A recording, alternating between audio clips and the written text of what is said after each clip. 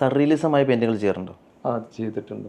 അപ്പോൾ എനിക്ക് ഏറ്റവും കൂടുതൽ ഇപ്പോൾ ആദ്യഘട്ടത്തിലെല്ലാം നമുക്ക് എങ്ങനെയാണോ ഏറ്റവും റിയലിസ്റ്റിക് ആയിട്ടുള്ള പെയിൻറ്റിങ്സ് ആണ് ആദ്യം ചെയ്തുകൊണ്ടിരുന്നത്. കണ്ടു വരയ്ക്കായിരുന്നു ആദ്യം?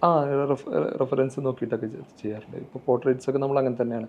സർറിയലിസം എന്ന് പറയുന്നത് ഇമാജിനറി സാധനമാണ്. അത് നമുക്ക് എങ്ങനെയാണോ സ്വപ്നം കാണുന്ന പോലെയൊക്കെ. എന്നെ സംബന്ധിച്ചിടത്തോളം ആദ്യം ചെയ്തിരുന്ന അതായിരുന്നു. പക്ക ഫോട്ടോ നോക്കി കോപ്പി ചെയ്യും നമുക്ക്, പോർട്രേറ്റ്സ് ആണെങ്കിലും ലാൻഡ്സ്കേപ്പൊക്കെ. പിന്നെ അബ്സ്ട്രാക്ട് ഉള്ള രീതിയിലായി മാറി. ഇപ്പോൾ അതുപോലെ സർറിയലിസം അതിൻ്റെ ഇടയിൽ നമ്മൾ ചെയ്യുന്നത്.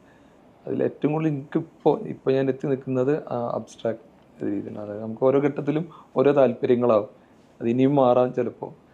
ഇപ്പോൾ കൂടുതലും അബ്സ്ട്രാക്റ്റാണ് കൂടുതൽ ചെയ്യുന്നത്. പിന്നെ പോർട്രേറ്റ്സിനുള്ള ഓർഡർ അനുസരിച്ച് ചെയ്യുന്നുണ്ട്. ഒരു പെയിൻ എന്ന് പറയുമ്പോൾ ജസ്ഫർ അതിൻ്റെ പെയിൻറ്റിങ്ങിലൂടെ എങ്ങനെയായിരിക്കും ആളുകളിലേക്ക് എത്തിച്ചു കൊടുക്കുക? ഇല്ല, അങ്ങനെ നമുക്ക് വരച്ച് കാണിക്കാൻ ഒരിക്കലും പറ്റില്ല. ഇപ്പോൾ നമുക്കൊരു അബ്സ്ട്രാക്ട് ആകുന്ന സമയത്ത് നമുക്ക് നിറങ്ങളുടെ ഒരു രീതിയിൽ മിക്സിങ്ങും കാര്യങ്ങളും എല്ലാം ചെയ്താൽ ഇപ്പോൾ എനിക്ക് ഫീൽ ചെയ്ത കാര്യങ്ങൾ തന്നെ ആവണമെന്നില്ല മറ്റൊരാൾക്ക് ഫീൽ ചെയ്യും. ഇപ്പോൾ എനിക്ക് ഓർമ്മയുണ്ട്, ഒരു സൺസെറ്റ് വരച്ചു ഞാൻ. ആ സമയത്ത് എനിക്കതിൽ പ്രത്യേകിച്ചൊന്നും തോന്നില്ല. ഞാൻ വിചാരിച്ച അത്ര ആ ഒരു അവസ്ഥയിൽ അത് എത്താത്തൊരു പെയിൻറ്റിങ് ആയിരുന്നു. പക്ഷെ ഞാനത് സൂക്ഷിച്ച് വെച്ചിട്ടുണ്ടായിരുന്നു. അത് പിന്നീട് എപ്പോഴും കംപ്ലീറ്റ് ചെയ്യാൻ വേണ്ടിയിട്ട് എൻ്റെ ഒരു ഫ്രണ്ട് വന്നു. അത് അന്ന് മലപ്പുറം SI ആയിരുന്നു. അപ്പോൾ അന്ന് പോലീസ് അസോസിയേഷൻ്റെ ഒരു പ്രോഗ്രാമിന് എന്നെ വിളിക്കാൻ വേണ്ടി വന്നു. ആ പുള്ളി അത് കണ്ടിട്ട് ഭയങ്കര ഇഷ്ടമായി പുള്ളിക്കാരൻ. അപ്പോൾ എന്നോട് പറഞ്ഞത് അതിലൊരു പെയിൻ ഉണ്ട് എന്നാണ് പറഞ്ഞു. അതൊരു നോർമലി എനിക്ക് അങ്ങനെയൊന്നും ഫീൽ ചെയ്യാത്തൊരു കാര്യമാണ്. പക്ഷെ നമുക്ക് എങ്ങനെയാണ് നമ്മൾ കാണുന്ന പോലെയല്ല ഒരു വർക്ക്, ഒരു ആർട്ട് എന്ന് പറയുന്നത് എല്ലാവർക്കും പേഴ്സണലായിട്ടുള്ള അഭിപ്രായങ്ങളുള്ള ഒരു കാര്യമാണ്. അപ്പോൾ അത് ചിലപ്പോൾ ഞാൻ വിചാരിച്ചതാവില്ല മറ്റൊരാൾക്ക് ഫീൽ ചെയ്യുക. ചിലപ്പോൾ നമ്മൾ വിചാരിച്ച അത്രയ്ക്ക് വരില്ല, ചിലപ്പോൾ നമ്മൾ വിചാരിച്ചതിന് അപ്പുറത്തേക്ക് അതിൻ്റെ ഒരു ആളുകളുടെ ഒരു ഫീലിങ്സും അതിൻ്റെ അഭിപ്രായങ്ങളൊക്കെ പോകുന്നത് ഞാൻ കണ്ടിട്ടുണ്ട്.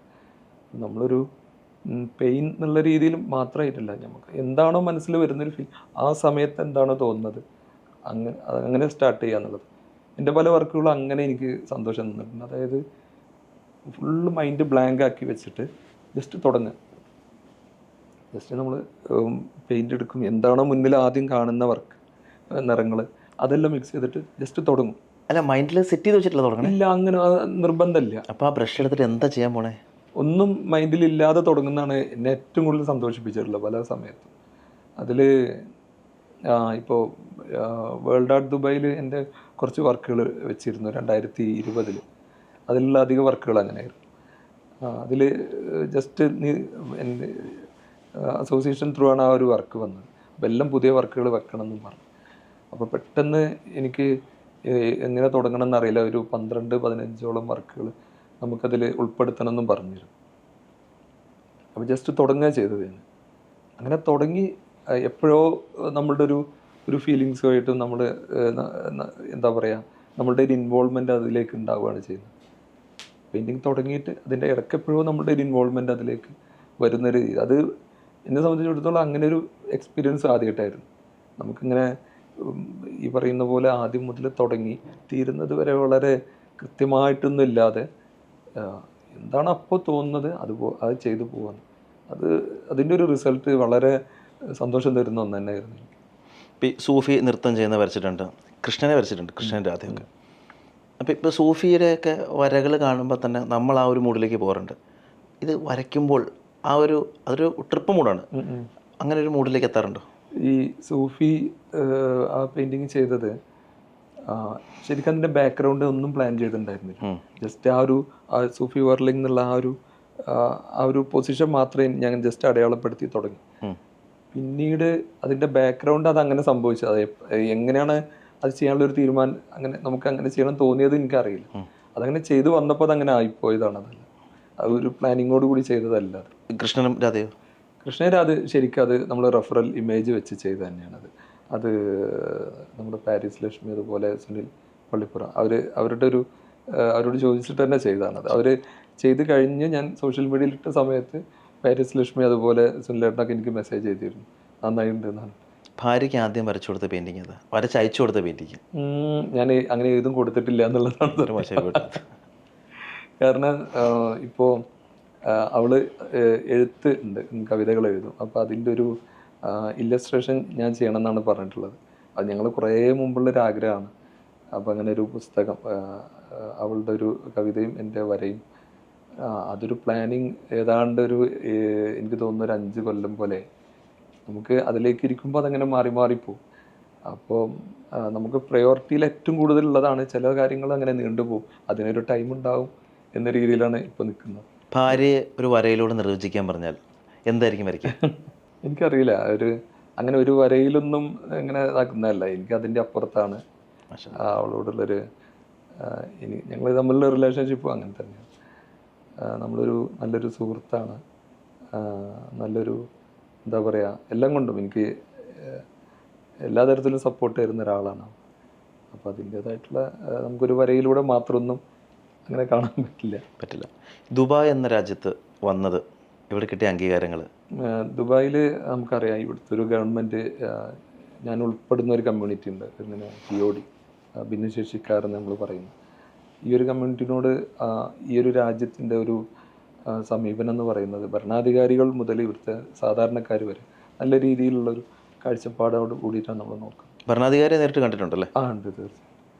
അപ്പോൾ അത് കാണണം എന്നുള്ളൊരു ആഗ്രഹം ഉണ്ടായതും ഈ ഒരു അത് അവരുടെ ഒരു നിലപാടിൽ നിന്നാണ്.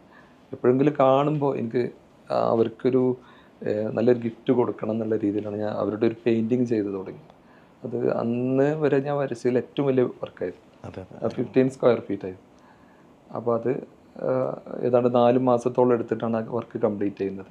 അങ്ങനെ അത് ഫുള്ളായിട്ട് വീഡിയോയിൽ ചെയ്തിട്ടുണ്ടായിരുന്നു.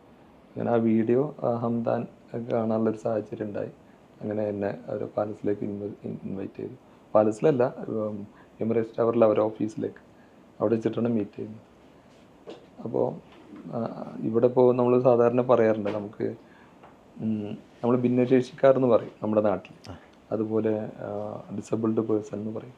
പല രീതിയിലുള്ള, ഞാനെപ്പോഴും പറയുന്നത് ഇതെല്ലാം നമ്മുടെ ഒരു ഇപ്പം എൻ്റെ ഒരു ശരീരവുമായി ബന്ധപ്പെട്ട് അതിനേക്കാണ് ഞാൻ നോക്കുക ഈ വാക്കുകളെല്ലാം കേൾക്കും. അപ്പോൾ അതിനേക്കാളും ഏറെ പീപ്പിൾ ഓഫ് ഡിറ്റർമിനേഷൻ എന്നുള്ളൊരു വാക്കാണ് ഇവിടെ ഉപയോഗിക്കുന്നത്. അത് സത്യത്തിൽ നമ്മുടെ ഒരു ഹാർട്ട്, നമ്മുടെ ഒരു മൈൻഡിൻ്റെ ഒരു പവറിനെയാണ് അത് സൂചിപ്പിക്കുന്നത്. രാജു ഹോണർ ചെയ്യാണ്, മാറ്റി നിർത്തപ്പെടുകയല്ല, അനുകമ്പയല്ല, ബഹുമാനിക്കുകയാണ്. അതെ. മറ്റേതല്ല, ഇപ്പോൾ ഞാനത് കുറ്റം പറയല്ല, പക്ഷേ അത് കേൾക്കുമ്പോൾ എനിക്കുണ്ടാകുന്ന ഒരു ഫീലിങ്സ് ആണ്. ഞാൻ എൻ്റെ ശരീരത്തിലേക്ക് തന്നെ നോക്കും. ഞാനൊരു വീഡിയോ ചെയ്തിട്ടുണ്ടാകും, ഇതെന്നെ പുകഴ്ത്തിയതാണോ തളർത്തിയതാണോ എന്നുള്ളത്. കാരണം എൻ്റെ ശരീരത്തിൻ്റെ ഒരു പ്രത്യേകതകളെ വീണ്ടും വീണ്ടും എടുത്ത് കാണിക്കുകയാണ് ആ ഒരു വാക്കുമല്ല ചെയ്ത്. ഭിന്നശേഷി എന്നൊക്കെ പറയുമ്പോൾ അത് നമുക്ക് അങ്ങനെ പറയാൻ പറ്റില്ലല്ലോ. അതുപോലെ ഡിസേബിൾഡ് പേഴ്സൺ, ദിവ്യാംഗൻ പോലും, അത് അതൊക്കെ കേൾക്കുമ്പോൾ എൻ്റെ ഒരു ശരീരത്തിൻ്റെ ഒരു പ്രത്യേകതകളെ വീണ്ടും വീണ്ടും നമ്മളങ്ങനെ ഓർമ്മിപ്പിക്കുകയാണ് ചെയ്യുന്നത്.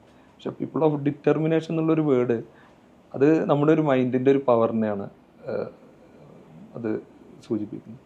അപ്പോൾ അത് തീർച്ചയായും ഇവിടുത്തെ ഭരണാധികാരിയുടെ ഒരു തീരുമാനം തന്നെയായിരുന്നു. അപ്പോൾ അത് ആ രീതിയിൽ തന്നെയാണ് ഈ രാജ്യം കാണുന്നതും നമ്മളെ പോലെയുള്ള ആളുകൾ.